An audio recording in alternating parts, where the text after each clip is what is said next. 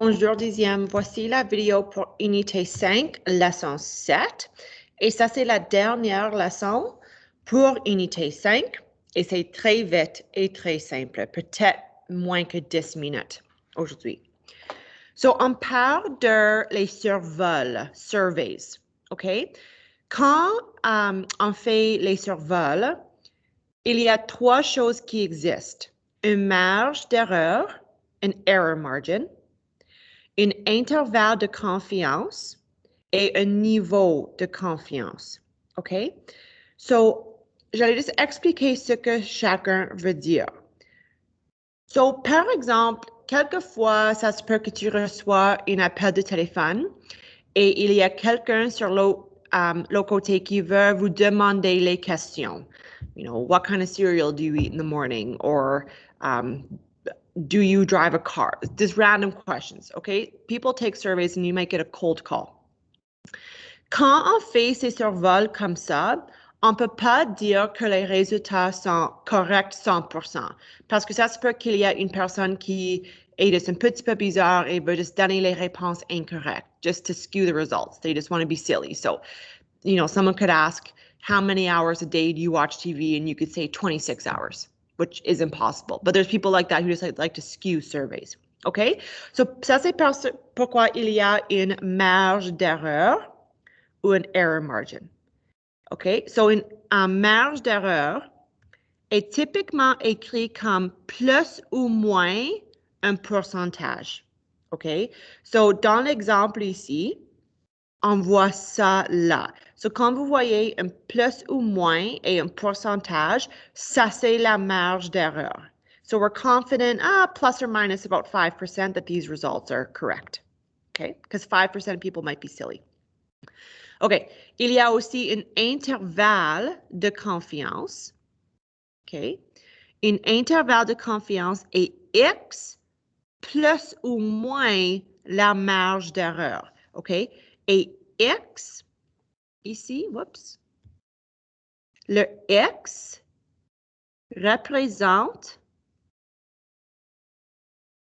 le résultat du survol. So, par exemple, dans l'exemple ici, ça dit qu'un survol au téléphone de 500 personnes a trouvé que 35% des personnes âgées 24 à 45 ans ont une Kobo ou une Kindle. So, they did cold calls. They cold called people between 24 and 45 years old. Ils ont demandé, est-ce que vous avez un Kobo ou un Kindle? Et le résultat était 35% des personnes ont dit oui. OK? So, ça, c'est le résultat. Ça, c'est mon X, le résultat. Okay? But again, people could lie, right? So, le intervalle de confiance, c'est le résultat X plus ou moins le marge d'erreur.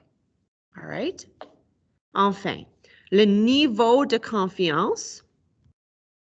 Le niveau de confiance est écrit typiquement comme blank fois parmi blank ou comme un pourcentage aussi. So, dans l'exemple ici, si on lit, on voit là, ça c'est où ça dit 19 fois parmi 20. So, ça c'est le niveau de confiance. Et ceci représente, it's kind of like if we were to do the survey over and over and over again, we'd get probably these same results about 95% of the time because 19 on 20 is 95%. Okay? That's what that means. OK, so on va juste décrire chacune ici. So, une survol au téléphone de 500 personnes a trouvé que 35% des personnes de 24 à 45 ont un Kobo ou un Kindle. Les résultats sont corrects, plus ou moins 5%, 19 fois parmi 20. So it's like if we did this study 20 times, we'd get this same result probably 19 times out of 20. That's how confident we are. Le nombre de personnes actuelles au Canada de ces âges au moment du survol était 8,7 millions. On assume que ces résultats sont normalement distribués. Et la première question, quel est le niveau de confiance? So, niveau de confiance, c'est celui qui dit quelque chose fois parmi quelque chose. Et on voit dans la question que c'est 19 fois parmi 20. Et on peut aussi écrire ça comme une fraction ou comme un pourcentage. OK, ça c'est le niveau de confiance. La marge d'erreur, tout simplement, c'est celle-ci qui est plus ou moins un pourcentage. So, la marge d'erreur donnée, plus ou moins 5%. So we might, again, think that maybe 5% of people might not give us accurate results. OK? Et quel est l'intervalle de confiance? So, j'ai dit, c'est X plus ou moins la marge d'erreur. OK? So, si on écrit ça avec tous les nombres, X était le résultat de la survol. So, c'est 35% plus ou moins 5%. Alors, enfin, l'intervalle de confiance, c'est de 30 à 40%. So, j'ai soustraire 5 et j'ai additionné 5. So, essentially, we're saying that, yes, our survey said 35% of people have a Kindle, but it might be more in this range if we consider our error margin. So, 30% à 40% des personnes vraiment ont une Kobo ou Kindle. OK. Et enfin, selon ce survol, combien de personnes au Canada à ce moment avaient un Kobo ou un Kindle?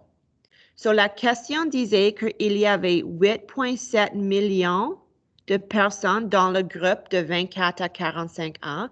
So, je veux savoir combien de personnes ont un Kobo ou un Kindle. Et on utilise toujours l'intervalle de confiance. So, 30% de 8,7 millions, c'est quoi?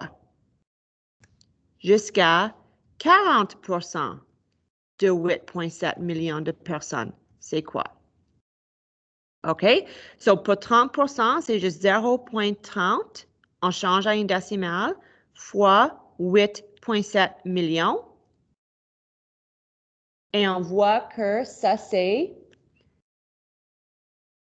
2 610 000 personnes.